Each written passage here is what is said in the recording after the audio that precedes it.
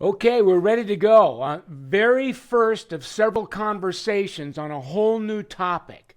That this series is all about coaching you to plan the day to explode your pay.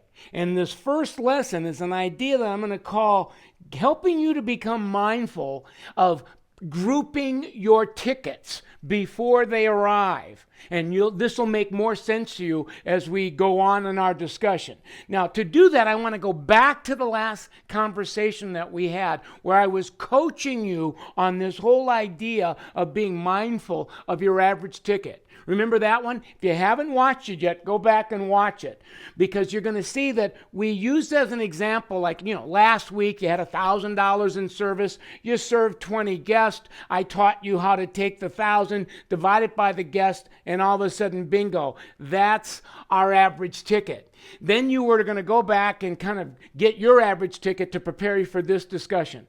Having said that, what I want to do right now is I want to take a peek at how many of your guests last week were actually above or below your average ticket. Why? Because depending on where they fall, we're going to plan differently for them.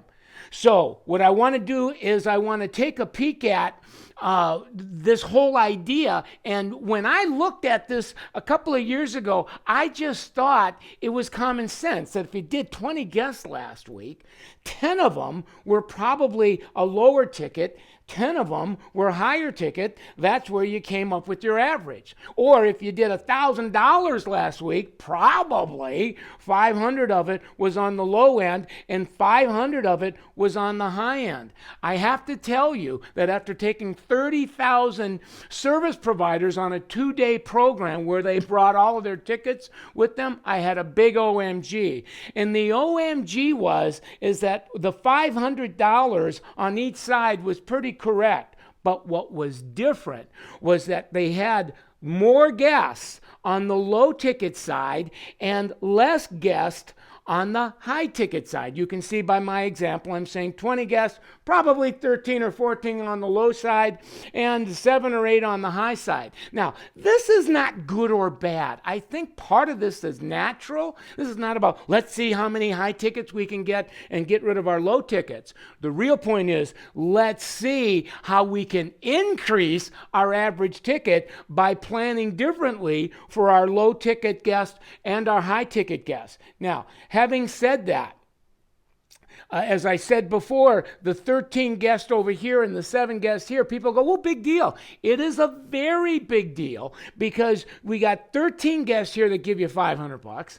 We have 7 guests or so here that give you $500. So less guests gave you as much money as more guests. And if you want to start doing the arithmetic on it, I have a $39 average on the low end, and I've got a $72 average on the high end. Heck, there's even some of these guests that came in last week, frankly, they gave you more than $72. I mean, all you need to look at is I did a woman's haircut on one of my guests. I did a single process color. I did a partial foil. You do the math on that. I had a couple of guests last week that brought me in $150 or more. What I'm suggesting is we want to begin getting mindful of these high tickets so we can plan differently for them, just as we want to get as mindful for low tickets as well. So let me give you some rules for planning, if you will. I want to start with your high ticket guests. That the idea is look at your ticket before it shows up, compare it to your average, and if it's a high ticket, start thinking about the first offering I want to make to my high ticket guest is retail. Think about it. There's only really 4 offerings you can make. I mean, it's pretty simple. Retail, service, rebook, referral, and you want to begin with one. If you go at them at all 4, you're going to scare the heck out of them. So start with retail. And when you really think about it, if last week you did $1,000, and you sold $150 in retail, I'm just making this up to make a point, I bet the overwhelming majority of your guests that bought retail were probably already on the high side, and you start thinking about how many of your high ticket guests would have purchased retail had we been awake enough to make that offering. So you can see what I'm pointing to. The other rule of thumb I want to make you mindful of is depending on how high that ticket is, especially if you've got a $100 or a $150 or more ticket, you really want to start setting an intention to ask that particular guest for a referral. Why? Because high-ticket guests are related to, have friends that are high tickets as well. So when we get into actual how to build referrals, first step there is let's get conscious of our high-ticket guests. Now, I want to give you a rule of thumb on the low-end side. The idea is whenever we can see that we've got a low ticket coming in, the very first offering we want to make them is a service offering. And here's why. The moment, listen closely, the moment a low ticket guest takes you up on a service offering, the rule of thumb is bingo, don't look now, but they just became a high ticket guest. Now, as they start moving over to high ticket, it's almost like service is an on-ramp to retail offering. So we make a service offering first to a low ticket, and then it's going to lead us to retail. So we're going to have plenty of time to have that conversation. Last but certainly not least, we want to take a look at how many of your low ticket guests, the only reason why they are a low ticket guest is maybe up until this conversation, I didn't have the mindfulness to ask them if they wanted to become a high ticket guest by getting more involved in the service. And here's the biggie.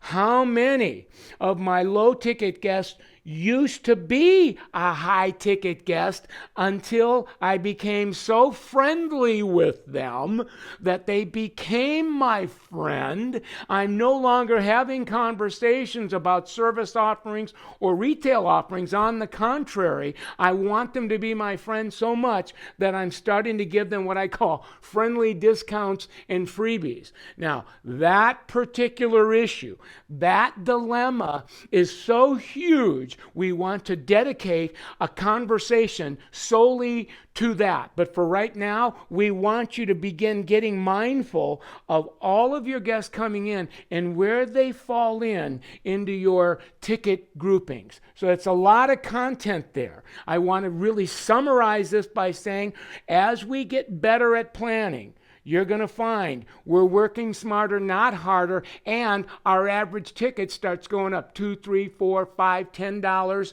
And again, that's connected to annual income, as well as you're going to find that you're hitting greater income because you're beginning to spend more time with less guests. So at the end of the day, you don't go home with multiple personality syndrome. The other side of this thing as well as is that you're going to find that as you start grouping tickets, if you're not mindful, you'll start working a lot harder for less money and you get burned out. Or you're so darn busy doing low ticket friends, you have no time to make money serving high tickets or getting your low tickets to become high tickets. So there you have it. What I want you to do for your action plan is I want you to just begin looking at your tickets before your guest arrives and then comparing that ticket to your average ticket. Why? So you can begin looking at how you plan for them. And again, low tickets, service offerings, and for right now, just determine which guests are getting friendly discounts so that I can begin coaching you on how to clean some of those issues up. And then last but not least, whenever I have a high ticket, I want to be mindful on planning to make and lead with a retail offering and or talking to that particular guest about sending me a referral. So there you have it. Very important conversation. Knowing what I know, take the ride again, maybe with a couple of other of your working peers, because this is the on-ramp to even deeper and richer conversations. See you in the next one.